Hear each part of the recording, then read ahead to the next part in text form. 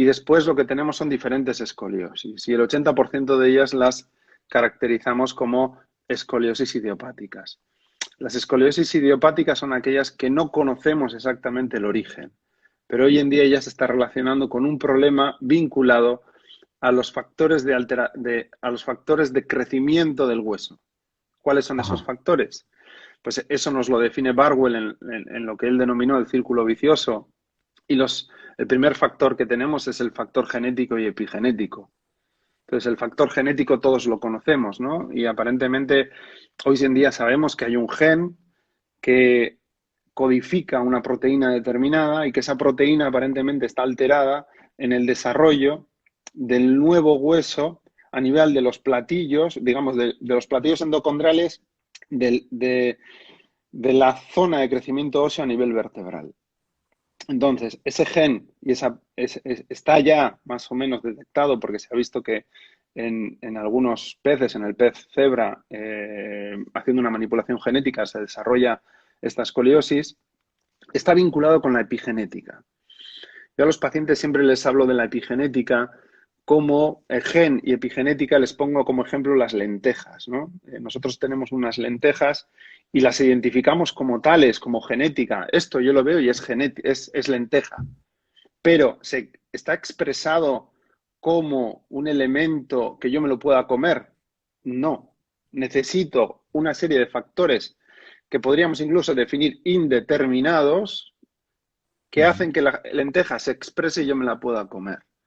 Entonces, en ese sentido, lo que es el fuego, el agua, el arte del cocinero, es lo que llamamos epigenética, ¿no? Y cuando se lo explicamos a los niños, la verdad que lo entienden fenomenal. Y a veces ese gen se expresa y desarrolla esta alteración y otras veces no.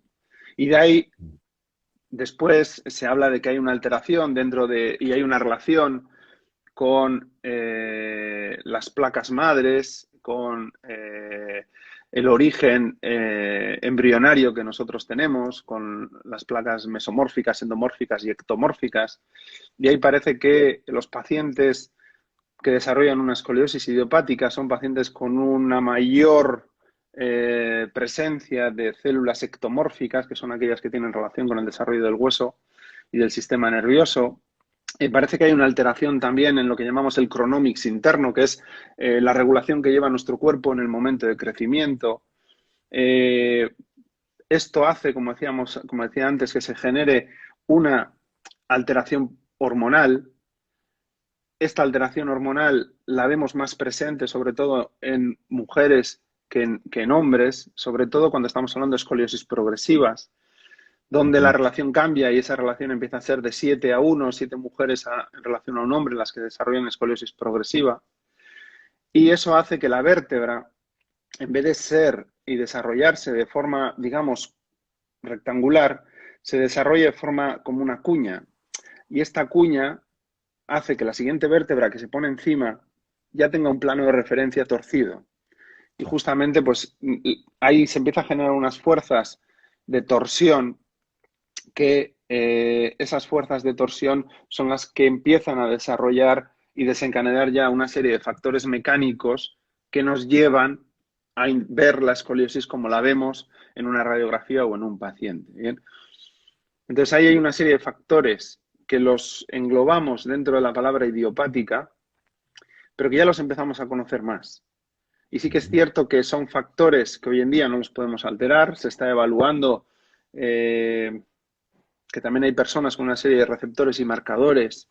En eso Teresa Vaz y Paloma Vaz en Valencia están haciendo unos estudios fantásticos sobre estos marcadores genéticos y epigenéticos, donde parece que un grupo poblacional tiene más predilección por estos factores y estas alteraciones. Entonces, Ujú. existen lo que denominamos los factores inductores, que hacen que la escoliosis se desarrolle y se ponga en marcha, pero luego Ujú. existen los factores mecánicos propios. Yo ahora estoy sentado en una silla, esta silla es blandita, si me siento más de un lado, poquito a poco me iré ganando peso hacia un lado. Es un factor Ujú. mecánico que yo he generado. Entonces, Ujú. son diferentes sumas que hacen al desarrollo de la escoliosis idiopática. Hay veces que los pacientes nos dicen, ¿y todo esto por qué me lo explicas, no? Pues porque justamente esta situación Si la entendemos, lo que nosotros queremos hacer es convertir el, la dirección de lo que denominamos de Barwell, el círculo vicioso, invertirlo en sentido incluso en lo que denominamos círculo virtuoso, donde yo puedo trabajar desde los factores mecánicos que durante el periodo de crecimiento del niño, del adolescente, todavía sus huesos se están remodelando, para que si invierto esos factores mecánicos pueda invertir también algunas de las vértebras que ya se encuentran acuñadas, sobre todo aquellas que no superen los 30 grados de ángulo de Cope. Hoy en día también sabemos que acuñamiento o vértebras que tienen una angulación superior a 30 grados, normalmente ya es una angulación que queda permanente y que se puede revertir o puede disminuir, pero esa vértebra ya está deformada para el futuro. Contanos un poquitito, porque ahí había una pregunta, ¿quién era el doctor Rigó? Que lo nombraste. Para mí, como decías antes, bueno, primero para ustedes o para gente lo dominan, a mí me hace mucha gracia cuando tú le llamas Messi y yo se lo traslado. Y mira, Max me estaba diciendo que estábamos aquí, Messi y yo. El doctor Rigó, ante todo, es una gran persona. El doctor Manuel Rigó es de Mallorca, vive hoy en día en Barcelona.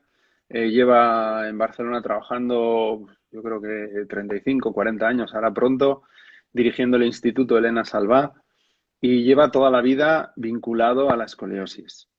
Su mujer, la doctora Gloria Salvá, trabaja con él, trabajan codo a codo, y Elena Salvá fue la pionera en traer el método SROT a España, pues exactamente creo que era alrededor del año 70, y estuvieron trabajando codo con codo para empezar con los primeros cursos, para empezar a tratar y traer desde Alemania, el método que ya Catherine Schroth empezó a desarrollar y que luego su hija Christa Lerner Schroth continuó, y Christa Lerner Schroth y Elena Salvá eran muy buenas amigas, empatizaron muy bien, trabajaron muy bien durante muchos años.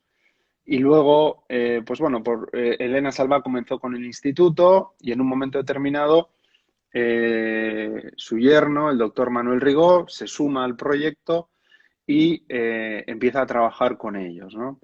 El doctor Manuel Rigó, yo diría hoy en día que es una de las personas de mayor influencia y de mayor referencia en el mundo de la escoliosis en el tratamiento conservador. Voy a hacer una corrección, en el tratamiento no quirúrgico, porque también existen cirujanos que son muy conservadores. Igual esta palabra tenemos que empezar a dejar de usarla, ¿no? En el tratamiento no quirúrgico ha sido una persona pionera. Yo hay veces que le digo, Manuel, me cuesta a veces llegar a los médicos, ¿no? Que me entiendan lo que les estoy diciendo, y nunca me olvido de la respuesta de él. Gary, piensa en el año 90, cómo podía estar yo, que no había internet, no teníamos el nivel de evidencia que tenemos hoy en día, etcétera, etcétera, etcétera. Acabo de leer una pregunta, ¿cómo se podría contactar con él? Yo lo que os diría es que existe una página web que es bspts.net, y esa es la Barcelona Scoliosis Physical Therapy School, donde tenéis información de la escuela, donde podéis contactar con cualquiera de nosotros. No, Rigó, perdona, Sí, sí, sí, perdona, está bien, está bien. Max, que veo que alguna pregunta. ¿Rigó es cirujano aunque no ejerza como tal? No, Rigó no es cirujano, Rigó es médico, estuvo trabajando junto a Jacques Chenot durante muchos años, y mientras que Chenot estuvo trabajando y desarrollando el corsé de Chenot, él después ha ido evolucionando ese corsé, y hoy en día el corsé de Rigó es una evolución en el tiempo del corsé de Chenot, y como os decía antes, ¿no? Es un referente, es un gran profesional, pero ante todo es una grandísima persona que ha entregado pues prácticamente toda su vida, sus hobbies, su tiempo a la escoliosis, y sigue haciéndolo. A día de hoy, a mí me apasiona cómo ver una persona de su edad